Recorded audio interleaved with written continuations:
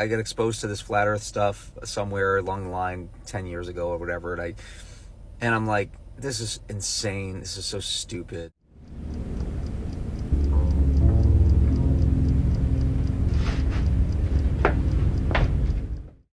I'm like, okay, let me look at this.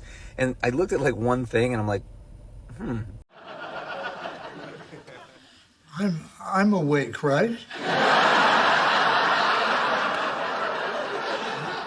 This is happening. I think it was the 8 inches per mile square issue that globe Earth people have, which they can't explain why you can see distances that you can see on the Earth. You just don't have a clue, do you?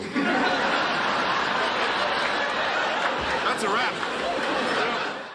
You know, water always finding its level. It's like, it's flat. Water's flat. You know, like you put it in any kind of container, the surface of the water, as long as it's not moved by, shushing or, moving it around or whatever, it's going to be flat. So it's like, why would that phenomenon be any different with the ocean?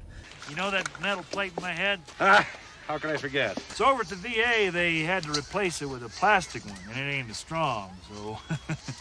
You really think it matters, Eddie? If this gets dented, then my hair just ain't gonna look right.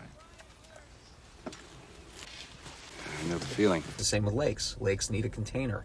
They're flat, on the surface. There's ripples and wind and things that move that, obviously make the surface, jagged or whatever. But it finds its level if it's left undisturbed. Look, bud, a mouse has a brain about this big.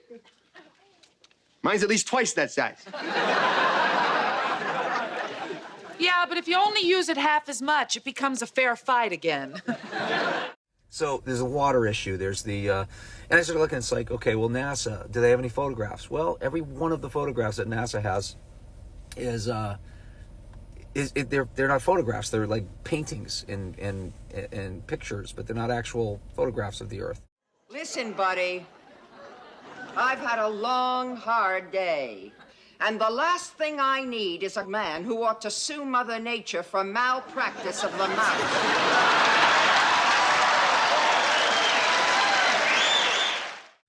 It was faked back in 1969 out of a cockpit window, and they took a picture from inside the dark cockpit, and then they made the window like a circle, and they just saw like the Earth. They were in low Earth orbit, and they made it look like they were way far away.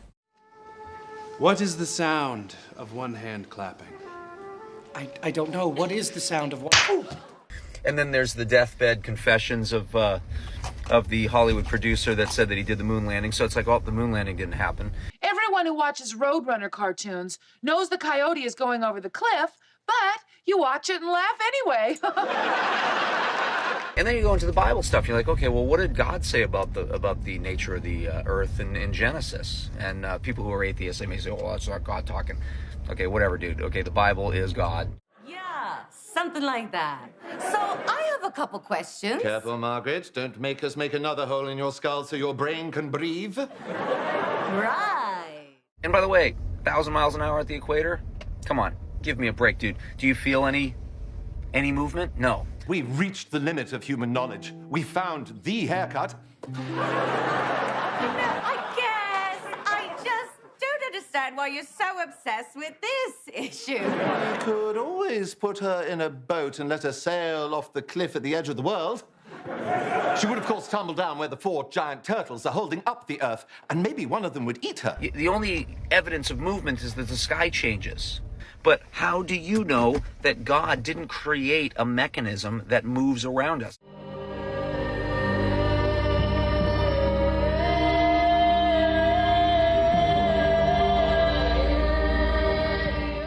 I mean, if he could create the human eyeball, he could create a mechanism up in the sky that moves around on a clock.